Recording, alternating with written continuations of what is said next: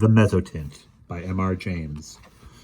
Some time ago, I believe I had the pleasure of telling you a story of an adventure which happened to a friend of mine by the name of Dennisdown during his pursuit of objects of art for the museum at Cambridge.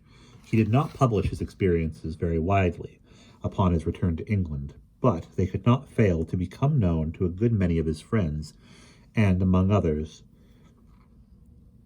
to the gentleman who at the time presided over an art museum at another university. It was to be expected that the story should make considerable impression on the mind of a man whose vocation lay in lines similar to Dennisdown's, and that he should be eager to catch at any explanation of the matter which tended to make it seem improbable that he should ever be called upon to deal with so agitating an emergency. It was indeed somewhat consoling to him to reflect that he was not to be expected to require ancient MSS for his institution. That was the business of the Shelburne Library. The authorities of that might, if they pleased, ransack obscure corners of the continent for such matters. He was glad to be obliged at this moment to confine his attention in enlarging the already unsurpassed collection of English topographical drawings and engravings possessed by his museum. Yet, as it turned out, even a department so homely and familiar as this may have its dark corners, and one of these Mr. Williams was unexpectedly introduced. Those who have taken even the most limited interest in the acquisition of topographical pictures are aware that there is one London dealer whose aid is indispensable to their resources. Mr. J. W. Britnell publishes at short intervals very admirable catalogues of a large and constantly changing stock of engravings, plans, and old sketches of mansions, churches, and towns in England and Wales. These categories were, of course, the ABC of his subject to Mr. Williams, but as this museum already contained an enormous accumulation of topographical pictures, he was a regular rather than a copious buyer, and he looked to Mr. Britnell to fill up gaps in the rank and file of his collection, then to simply supply him with rarities. Now in February of last year, there appeared upon Mr. Williams' desk at the museum a catalogue from Mr. Britnell's emporium, and accompanying it was a typewritten communication from the dealer himself. The letter ran as follows: Dear Sir, we beg to call your attention to number 978 in our accompanying catalogue, which we shall be glad to send you on approval. Faithfully, J. W. Britnell. To turn number 978 in the accompanying catalogue was, with Mr. Williams, as he observed to himself, the work of a moment, and in the place indicated he found the following entry: 978, unknown, interesting Mezzotint, view of a manor house, early part of the century, 15 by 10 inches, black frame, £2 2 shillings. It was not specifically exciting, and the price seemed high. However, as Mr. Britnell, who knew his business and his customers, seemed to set store by it, Mr. Williams wrote a postcard asking for the article to be sent on approval, along with some other engravings and sketches which appeared in the same catalogue, and so he passed without much excitement of anticipation to the ordinary labors of the day. A parcel of any kind always arrives a day later than you expect it, and that of Mr. Britnell proved, as I believe the right phrase goes, no exception to the rule. It was delivered at the museum by the afternoon post of Saturday, after Mr. Williams had left his work, and it was accordingly brought round to his rooms in college by the attendant, in order that he might not have to wait over Sunday before looking through it, and returning such of the contents as he did not propose to keep. And here he found it when he came in to tea with a friend. The only item with which I am concerned was the rather large, black-framed Mezzotint, of which I have already quoted the short description given in Mr. Britnell's catalogue. Some more detail of it will have to be given, though. I cannot hope to put before you the look of the picture as clearly as it is present to my own eye. Very nearly the exact duplicate of it may be seen in a good many old inn parlors, or in the passages of undisturbed country mansions at the present moment. It was a rather indifferent mezzotint, and an indifferent mezzotint is, perhaps, the worst form of engraving known. It presented a full-face view of a not very large manor house of the last century, with 3 rows of plain sashed windows, with rusticated masonry about them, a parapet with balls or vases at the angles, and a small portico at the center. On either side were trees, and in front a considerable expanse of lawn. The legend AWF Sculpsit was engraved on the narrow margin, and there was no further inscription. The whole thing gave the impression that it was the work of an amateur. What in the world Mr. Britnell could mean by affixing the price of £2 2 to such an object was more than Mr. Williams could imagine.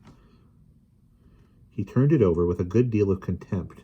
Upon the back was a paper label, the left-hand half of which had been torn off, and all that remained of it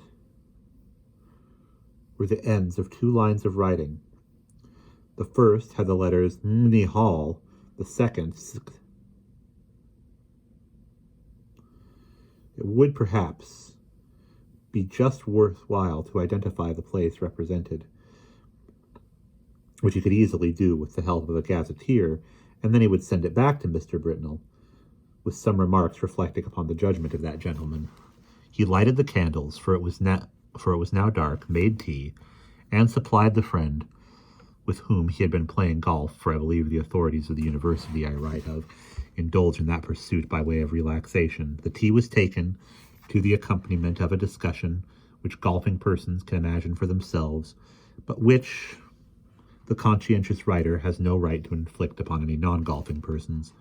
The conclusion arrived at was that certain strokes might have been better, and that in certain emergencies neither player had experienced that amount of luck which a human being has a right to expect. It was now that a friend, let us call him Professor Binks, took up the framed engraving and said, "What is this place, Williams?" "Just what I am going to find out," said Williams, going to the shelf for a gazetteer. "Look at the back. Somethingly Hall, either in Sussex or Essex. Half the name's gone, you see. You don't happen to know it, I suppose?" "It's from that man Britnell, I suppose, isn't it?" said Binks. "Is it for the museum? Well, I think I should buy it if the price was 5 shillings, said Williams. "But for some unearthly reason he wants 2 guineas for it. I can't conceive why. It's a wretched engraving, and there aren't even any figures to give it life." "It's not worth 2 guineas, I should think," said Binks. "But I don't think it's so badly done. The moonlight seems rather good to me. I should have thought there were figures, or at least a figure just at the edge of in the front." "Let's look," said Williams. "Well, it's true the light is rather cleverly given. Where's your figure? Oh, yes, just the head in the very front of the picture." And indeed there was, hardly more than a black blot on the extreme edge of the engraving, the head of a man or woman a good deal muffled up, the back turned to the spectator and looking toward the house. Williams had not noticed it before. "Still," he said, "though it's a cleverer thing than I thought, I can't spend 2 guineas of museum money on a picture of a place I don't know." Professor Binks had his work to do, and soon went, and very nearly up to hall time, Williams was engaged in a vain attempt to identify the subject of his picture. If the vowel before the ng had only been left, it would have been easy enough, he thought. But as it is, the name may be anything from Gestingley to Langley, and there are many more names ending like this than I thought, and this rotten book has no index of terminations. Hall in Mr. Williams's college was at 7. It need not be dwelt upon, the less so as he met there colleagues who had been playing golf during the afternoon, and words with which we have no concern were freely bandied across the table, merely golfing words, I would hasten to explain. I suppose an hour or more been spent in what is called common room after dinner. Later in the evening, some few retired to William's rooms, and I have little doubt that whist was played and tobacco smoked. During a lull in these operations, Williams picked up the Mezzotint from the table without looking at it and handed it to a person mildly interested in art, telling him where it had come from and the other particulars which we already know.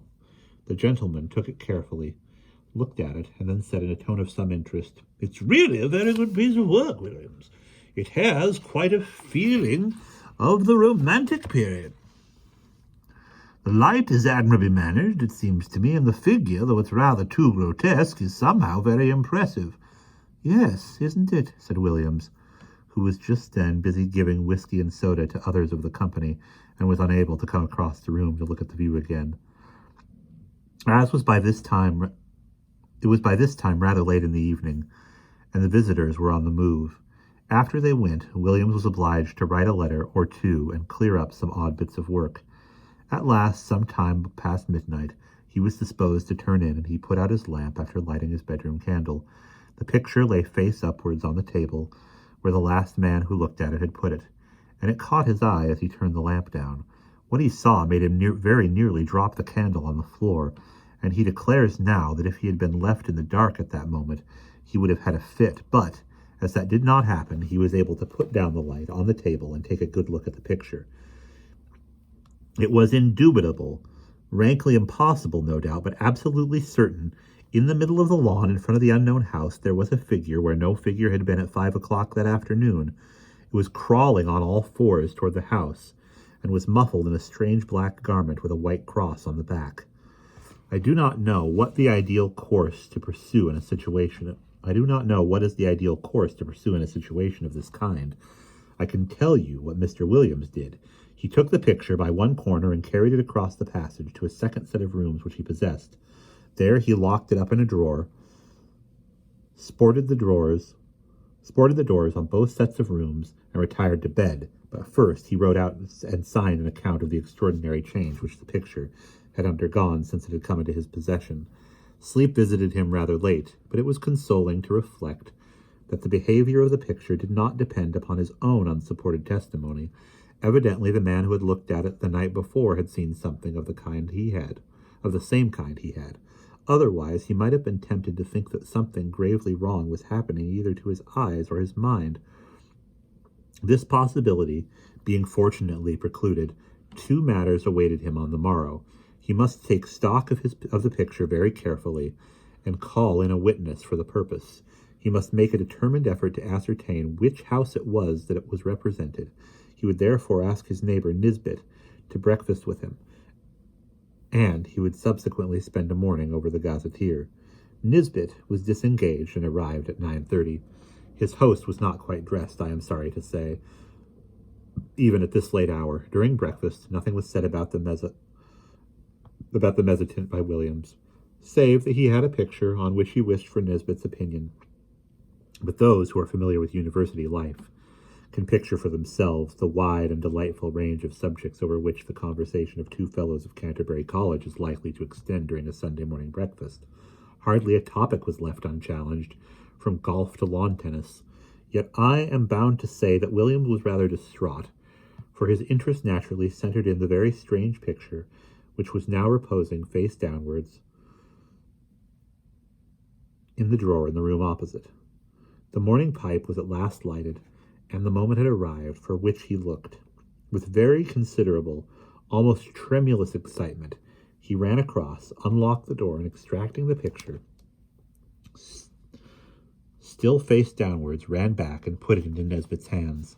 "Now," he said, "Nisbet, I want you to tell me exactly what you see in that picture. Describe it, if you don't mind, rather minutely. I'll tell you why afterwards."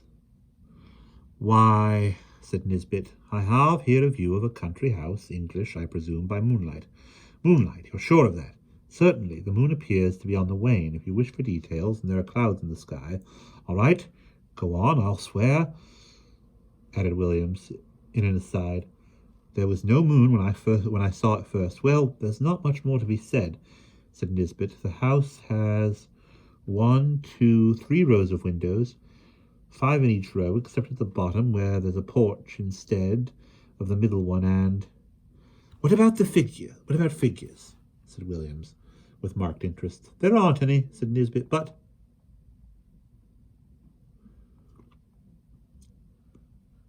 What? No figure on the grass in front? Not a thing. You'll swear to that? Certainly I will. But there's just one other thing. What? Why, one of the windows on the ground floor, left of the door, is open. Is it really? My goodness, he must have got in, said Williams with great excitement, and he hurried to the back of the sofa on which Nisbet was sitting, and, catching the picture from him, verified the matter for himself. It was quite true. There was no figure, and there was an open window. Williams, after a moment of speechless surprise, went to the writing table and scribbled for a short time.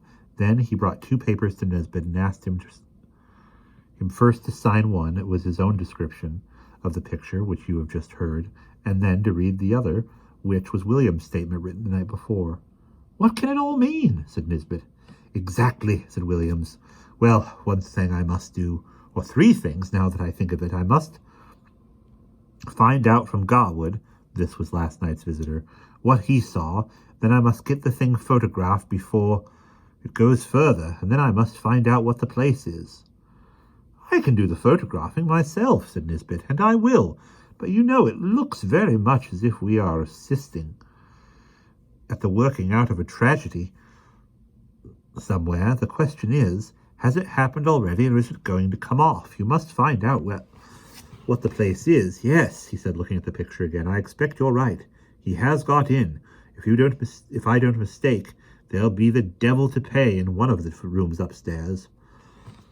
I'll tell you what, said Williams. I'll take the picture across to Old Green.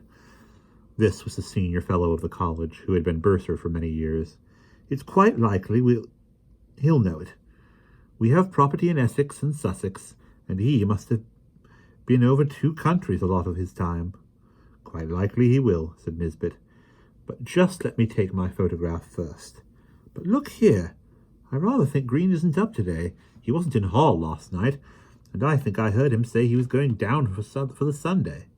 That's true, too, said Williams. I know he's gone to Brighton.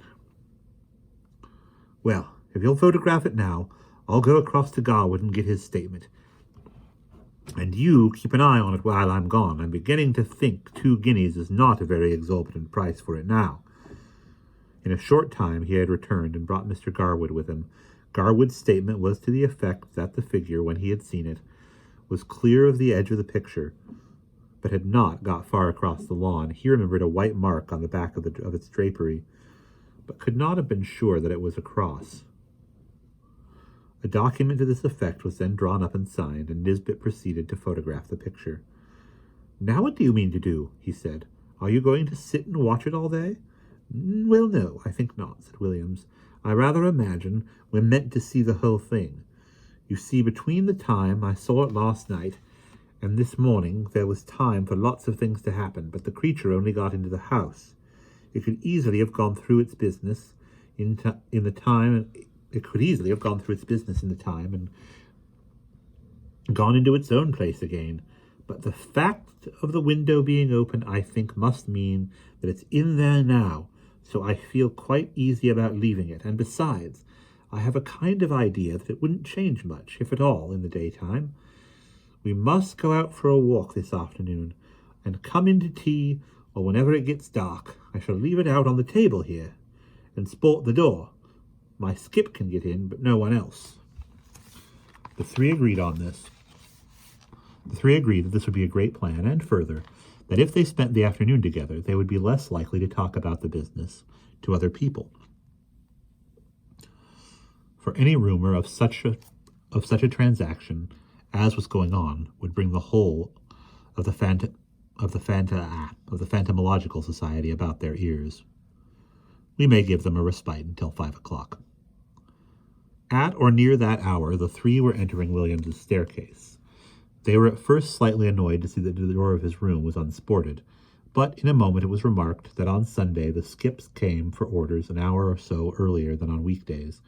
However, a surprise was awaiting them. The first thing they saw was the picture leaning up against a pile of books on the table, as it had been left, and the next thing was Williams's Skip seated in a chair opposite, gazing at it with undisguised horror. How was this, Mr. Filcher? The name is not my own invention.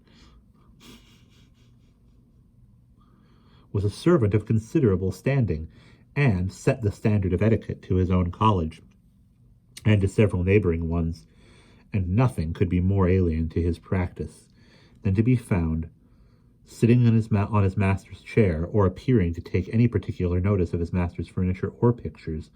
Indeed, he seemed to feel this himself.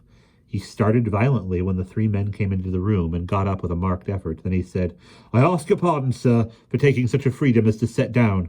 "Not at all, Robert," imposed Mr. Williams. "I was meaning to ask you some time what you thought of that picture." "Well, sir, of course, I don't set up my opinion again yours, sir. But it ain't the picture I should hang where my little girl could see it, sir." "Wouldn't you, Robert? Why not?" "No, sir. Why, the poor child, I recollect once she see a door Bible with pictures not half what that is, and we had to set up with her 3 or 4 nights afterward, if you'll believe me, and she was to catch a sight of this skeleton here, or whatever it is, carrying off the poor baby. She would be in a taking. You know how it is with children, how nervish they get with a little thing and all. But what I should say, it don't seem a right picture to be laying about, sir, not where anyone's liable to be startled could come on it. Should you be wanting anything this evening, sir? Thank you, sir." With these words, the excellent man went to continue the round of his masters. And you may be sure the gentleman whom he left lost no time in gathering round the engraving. There was the house, as before, under the waning moon and the drifting clouds. The window that had been open was shut, and the figure was once more on the lawn, but not this time crawling cautiously on hands and knees. Now it was erect and stepping swiftly, with long strides toward the front of the picture. The moon was behind it, and the black drapery hung down over its face, so that only hints of that could be seen, and what was visible made the spectators profoundly thankful they could see no more than a white dome-like forehead and a few straggling hairs.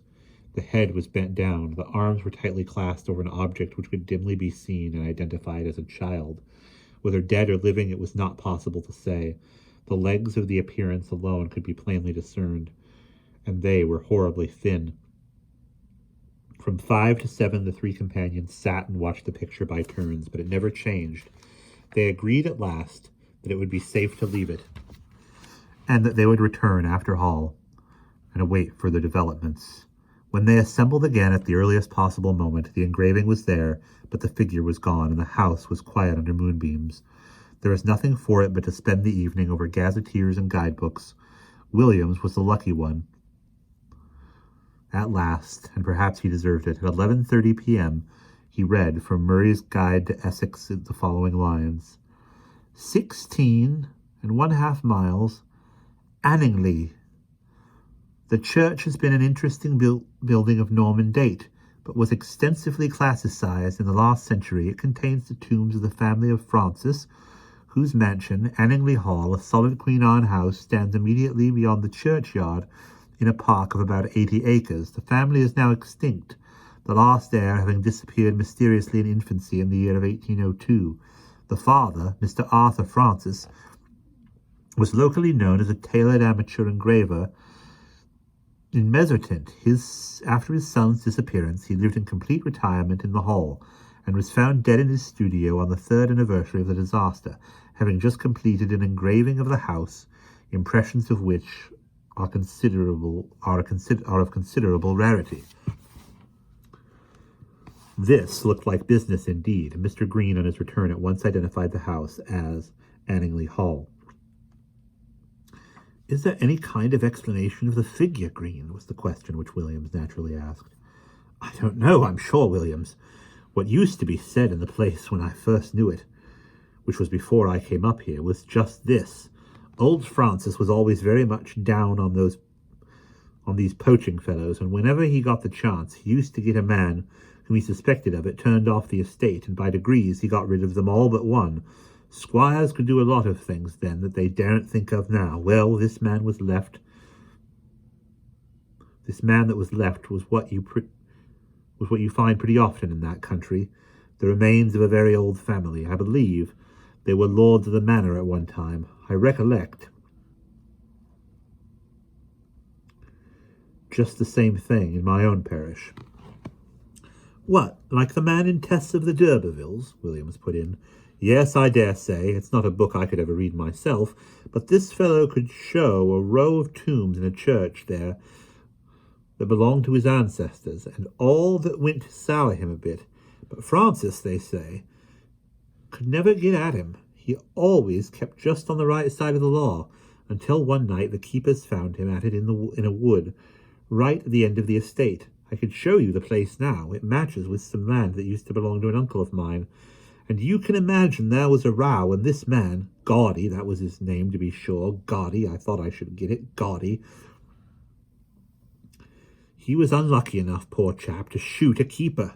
Well, that was what Francis wanted, and grand juries, you know what they would have been then, and poor Gaudy was strung up in double quick time. And I've been shown the place he was buried in, on the north of the church. You know the way in that part of the world. Anyone that's been hanged or made away with themselves, they bury them that side. And the idea was that some friend of Gaudy's, not a relation because he had none, poor devil, he was the last of his line, kind of spex ultima maginus, must have planned to get hold of Francis's boy and put an end to his line too. I don't know. It's rather an out-of-the-way thing for an Essex poacher to think of, but you know, I should say now it looks more as if old Gaudy had managed the job himself. Boo! I hate to think of it. Have some whiskey, Williams. The facts were communicated by Williams to Denniston, and by him to mixed company, of which I was one, and the Satacuan professor of ophiology another. I am sorry to say that the latter, when asked what he thought of it, only remarked, "Oh, those Bridgeford people will say anything," a sentiment which met with the reception it deserved. I have only to add that the picture is now in the Ashland Museum, that it has been treated with a view to discovering whether sympathetic ink had been used in it, but without effect, that Mr. Britnell knew nothing of it, save that he was sure it was uncommon, and that though carefully watched, it has never been known to change again. And that's the end.